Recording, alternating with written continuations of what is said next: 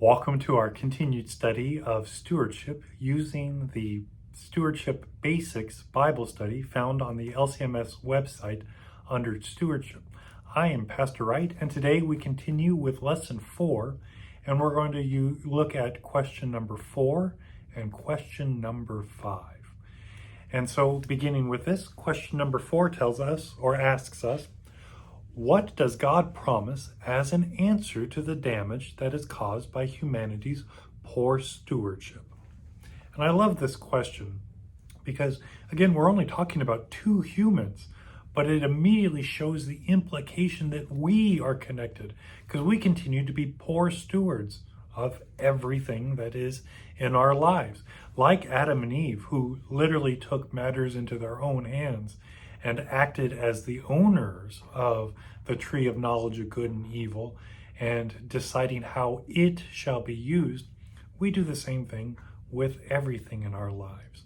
But we have God throwing out curses upon the serpent and upon creation, but in the midst of this, he does something different. And this is Genesis 3:15.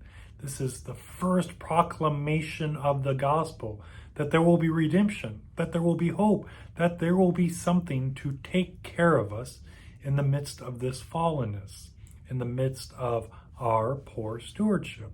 And so this is the first gospel proclamation, and this is the promise that the seed of the woman will be born. And you know this to be Jesus. Jesus will come through the Blessed Virgin Mary.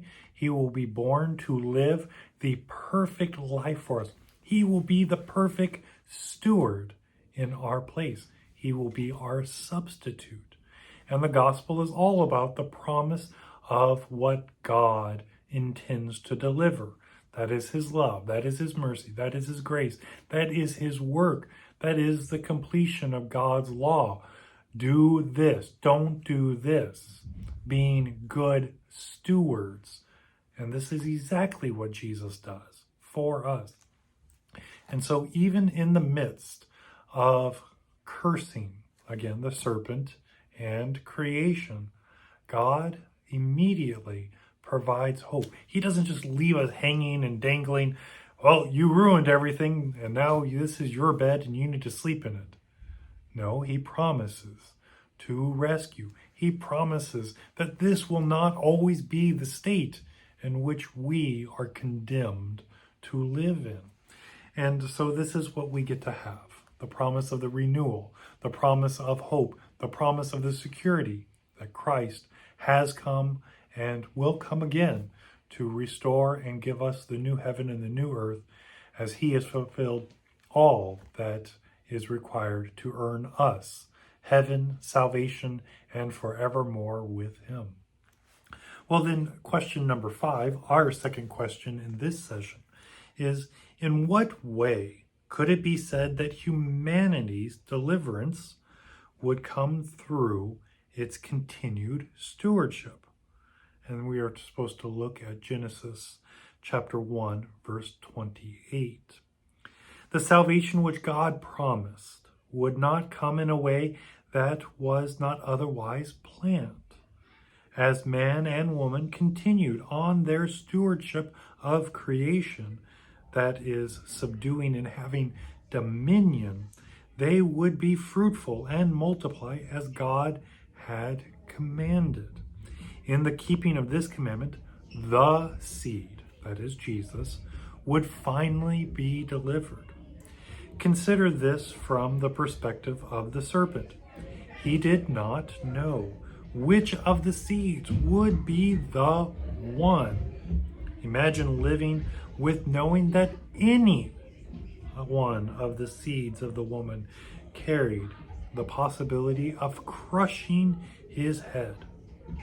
In the same manner, the faithful of all time look at the possibility that any one of their seeds would be the one. And so this continued stewardship aspect and that perspective that the seed could come from any woman means that we need to be faithful to the promise of Christ coming, the promise of deliverance, the promise of hope, the promise that Jesus will take upon your work, my work, and live it out perfect.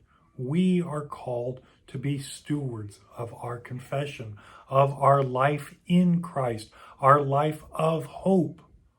That means clinging to what he has said he would do. And we being on the other side of his coming, his death, and his resurrection, we get to look with hope that he will return and bring forth the resurrection to life everlasting. We get to know this, and to be good stewards of this means trusting in what God continues to deliver, as he has already fulfilled all that is needed for our life with him. Well, we will continue with this lesson in the next session as we move. You can look ahead, and we're going to look at Galatians chapter 4, 1 through 4, and we're to discuss redemption, God's answers delivered. God's peace and blessings be upon you.